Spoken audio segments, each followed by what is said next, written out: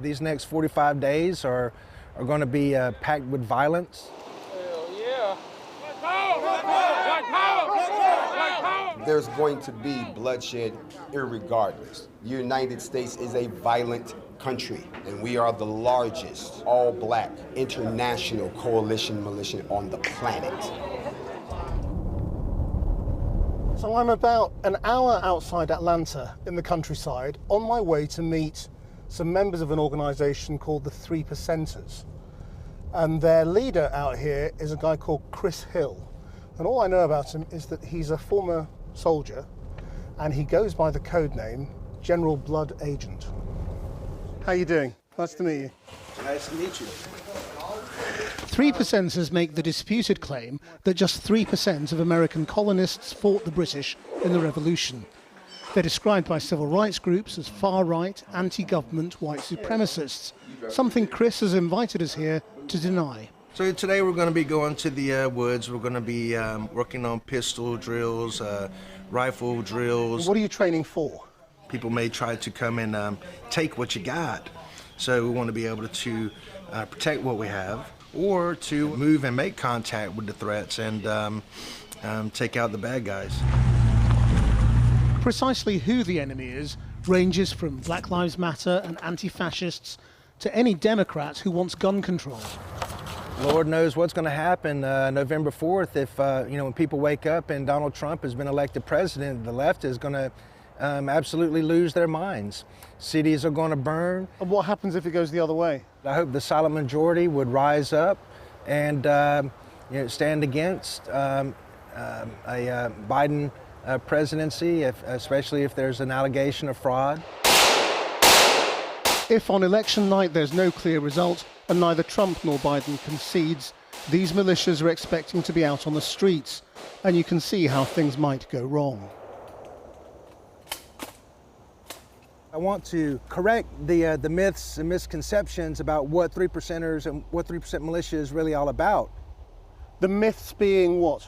That every 3% militiaman is a neo-Confederate, Nazi, white supremacist, anti-government hillbilly running around playing Call of Duty in the woods. Are there any of them? No, I'm a freaking Marine Corps veteran, and I'm doing what I do. What do you think of what happened to George Floyd?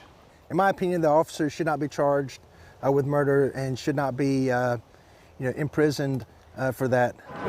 Earlier this month, militias gathered in Louisville, Kentucky, at the same time as anti-racist protesters demanded justice for Breonna Taylor, a black woman shot dead in her home by police. There was shouting and pushing, but no real violence. Close by, a new militia was also gathering, entirely lawfully, to demand justice. All its members are black. I'll call in reinforcements. And they have a charismatic leader called Grandmaster Jay. He isn't easy to meet face to face. Move, move, move! I'm in a retail park on the outskirts of Atlanta, and this is the rather unlikely setting where I've been told I could get to meet some of the most important people in black militia and black power. Black power! Black power! Black power! Black power! They had come for the funeral of Hashim Nzinga, one of the leaders of the new Black Panther Party. Taliba Tunde joined this movement 6 years ago after the notorious police killing in Ferguson.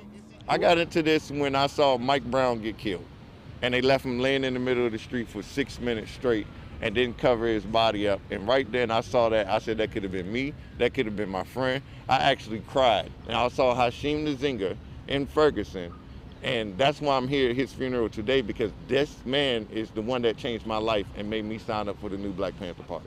And other black groups had come here too to pay their respects, including Grandmaster Jay, leader of the NFAC, the Not Effing Around coalition.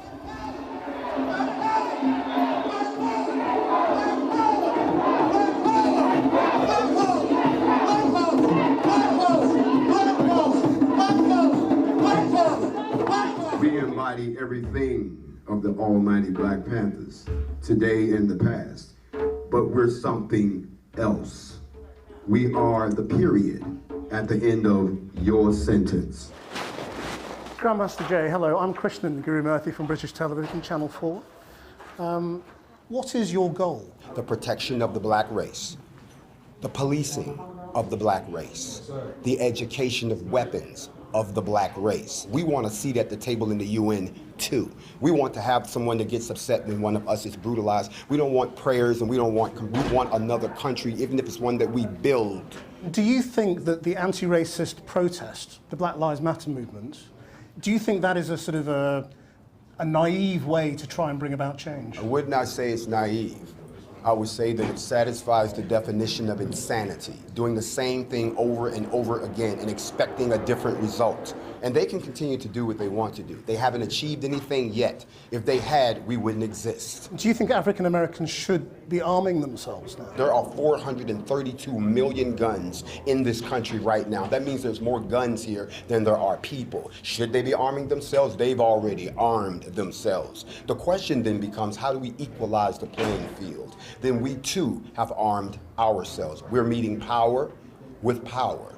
The Second Amendment famously says a well-regulated militia is necessary to the security of a free state. Within weeks, America could be staring at disputed election results, with opposing and heavily armed militias both believing they have right on their side and are prepared to fight for it.